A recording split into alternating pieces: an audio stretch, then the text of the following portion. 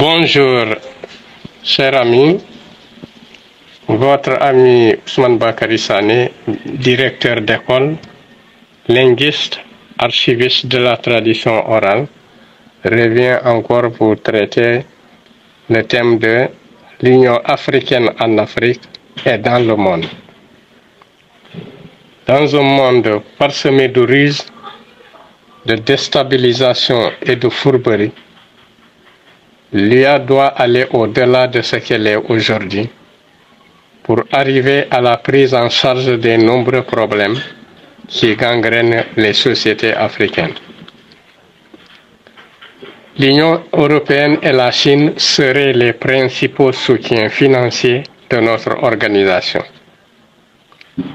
Si cela est avéré, mais incontournable, je demanderai alors que cela soit à des proportions très réduites par rapport à l'apport continental. Ensuite, il faut refuser les ingérences de quelque nature qu'elles soient.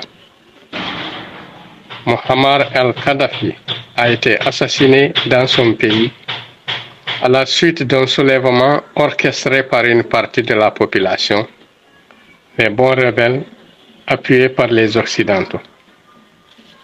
Le prétexte brandi à cette époque est que la Libye disposerait d'armes de destruction massive. La même hypothèse collait à Saddam Hussein.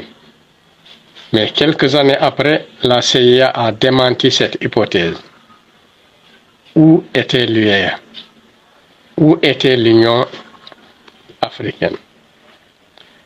Quelle avait été sa position face à ces allégations? Aujourd'hui, c'est l'Afrique seule qui souffre, car l'armement attribué aux bons rebelles à grande échelle a germé toutes les déstabilisations qui existent aujourd'hui. Au Mali, au Niger, au Burkina Faso, en Syrie. L'Occident a-t-il tiré la leçon de l'histoire avec le surarmement de l'Ukraine dans cette partie du monde très fragile? Kadhafi a toujours été constant dans la lutte pour l'émancipation du continent. Il s'était même proposé de financer le cas échéant, le projet proposé par Wade, la réalisation d'une centrale solaire au Sahara. Une occasion pour demander au peuple arabe de s'organiser. Vous étiez la première puissance au monde, et ce sur tous les plans. Mais c'est la politique de diviser pour régner qui a ralenti vos ardeurs.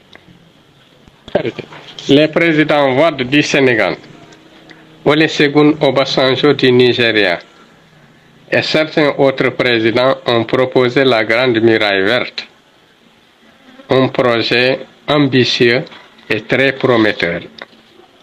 Il y a aussi le NEPAD, à la suite de la jonction des idées de Thabo Mbeki de l'Afrique du Sud, Wade du Sénégal, Bouteflika de l'Algérie, Olusegun Obasanjo du Nigeria.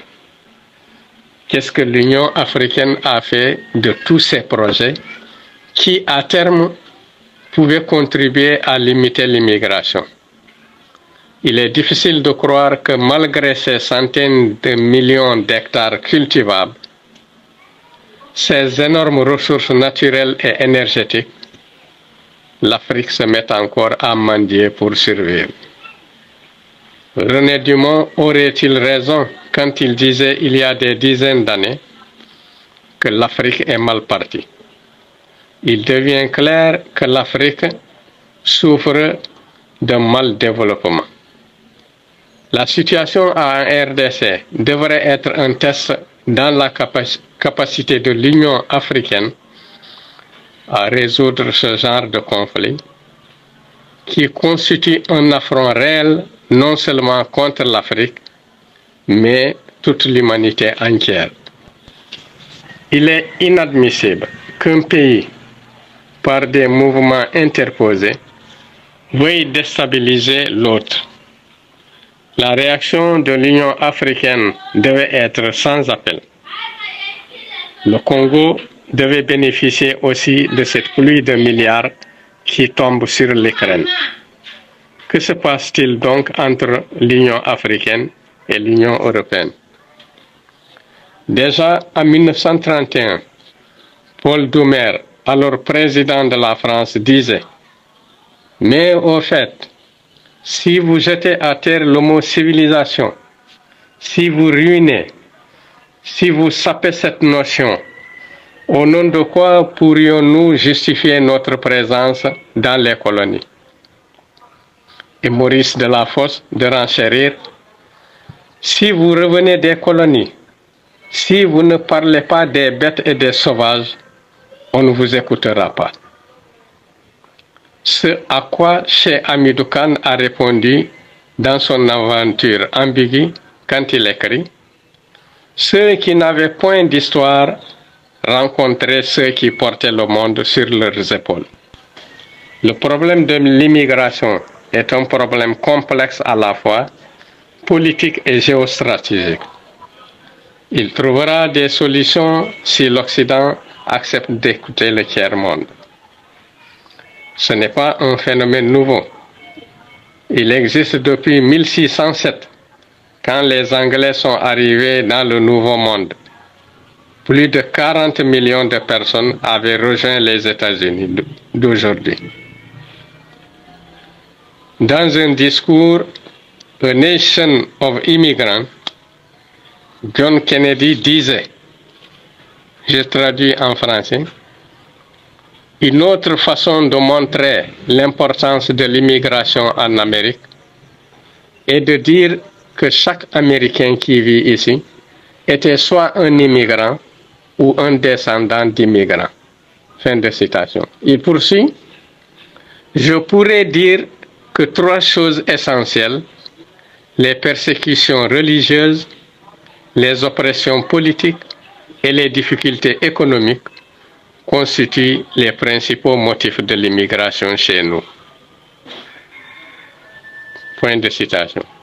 Seul le registre des persécutions religieuses s'est atténué aujourd'hui. Pour autant, je souffre quand je vois ces clichés funèbres de jeunes valides dans les océans, pas dans les champs de culture. Regardons un peu les statistiques de chômage en Occident.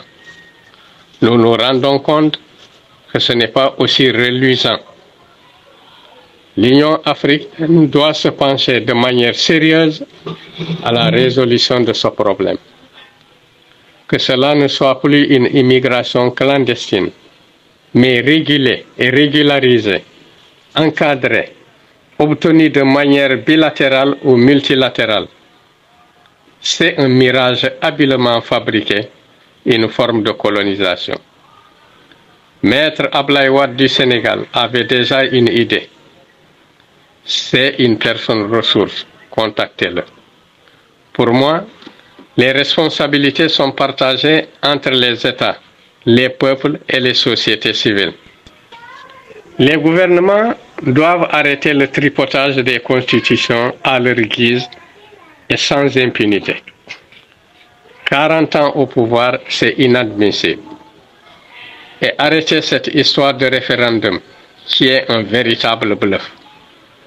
Les peuples sont très susceptibles et acceptent facilement l'achat de conscience qui est aliénant et très discourtois. Les sociétés civiles ne s'impliquent qu'en période pré, péri et post-électorale.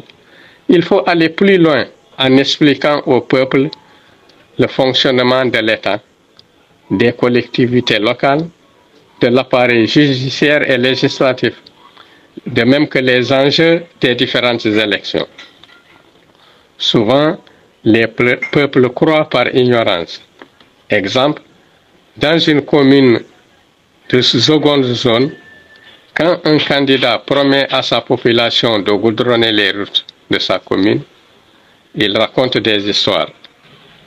Car la commune fonctionne sur la base des recettes et des dépenses, et avec aussi très peu de fonds alloués par le gouvernement et peut-être le partenariat. alors que pour une seule route, il faut mobiliser des centaines de millions. Mais le peuple croit par ignorance. Que le peuple soit formé à la bonne gouvernance, que l'Union africaine s'en approprie, s'implique et en fait sa priorité. Il faut une mutualité réelle dans les soutiens entre pays africains. Le premier agrégé noir en histoire en 1956 à la Sorbonne, M. Joseph Kizerbo de Haute-Volta, actuel Burkina Faso, disait lors d'une interview à RFI: la France a retiré tous ses enseignants de la Guinée après le vote du non au référendum du 28 septembre 1958, organisé par le général de Gaulle. Je devais donc aller encore expéditionnaire pour soutenir Sékou Touré. Je vous remercie.